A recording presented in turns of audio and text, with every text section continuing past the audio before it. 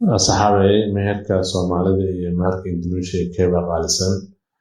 waad isweydiinaysaa farxad badan oo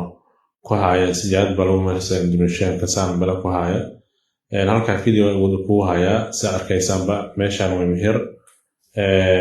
dadkan arkaysid gabadhan waxa lagu meherinayaa dahab gaaraya 20 gram oo dahab ah dadkan waa dad dhaxaad ah maahan dadka levelka sare level hoose maahan kuwa kala saa u jeedaan ayagana waxa lagu meherinayaa 25 gram oo dahab ah waliba miisku saaran yahay iyo sijaayad dad badan oo Soomaali ku haya ayaa maqlaayay Indonesia markay raqiis waaye kan waaye meher kortu waa wax lagu heshiiya mid labaad wixii ku xiran tahay lamaanaha waxay ku heshiiyaan hadii ku heshiiyaan wax yar hadii ku heshiiyaan laakiin celcelis ahaan meherka Indonesia wuxuu ka bilowdaa laga bilaabo xagga dahabka 5 gram oo dahab ah ilaa 10 20 hadba wixii karaankooda markaas ay ku heshiiyaan ama ahay lacag gaarayso laga bilaabo $200 ilaa $500 $1000 saas oo kale sijaayadu ay ku jiraan laakiin markasta wax waa la socdo sidoo kale meherka Indonesia waxa la saaray miiska dushiisa lagu meherinayo gabadha halka Soomaalida afka laga sheekay waxba la siin gabadha halka aad arkaysid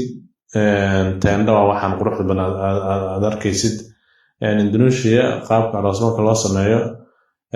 saarahan qofka aroos oo dhiga raba oo kale waxa soo kareysanaysaa qalabkan teendadani waxaan dad baa ka soo kareynaya shaqaale la socda sameynaya meel wada lagu sameeyo hotel ama waxa quruxda badan arkaysid teenda leh waa teendada qiimaheeda wuxuu ka bilaabanayaa $1,000 ilaa $1,500 waxa ku jira cunadii cabitaankii muxuu ahaay wixii meesha lagu isticmaalayo dhan hatta cameramanka ku jira waxa ku jira dharka ay arooska xiranayaan waxa ku jira muxuu ahaay shaqaale meesha ka shaqeynaya lacagtooda hadba waxay ku xirantahay inta aad casuumaysid cid waliba waxay ku xirantahay levelkeeda